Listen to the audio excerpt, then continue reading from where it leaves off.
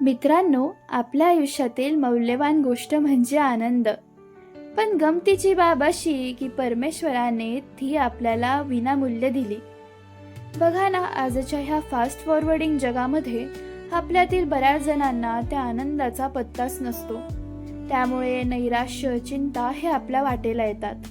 आणि ह्या सगळ्यांची जेव्हा जाणीव होते ना, तेव्हा मात्र आपण आनंदाच्या मागे अक्षरशः पळतो.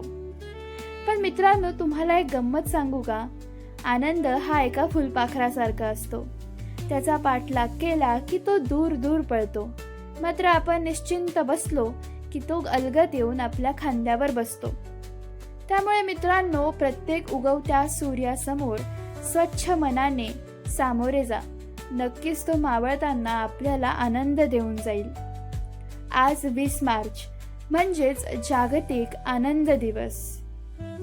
ह्या दिवसाची थीम म्हणजे शेअरिंग आणि केअरिंग.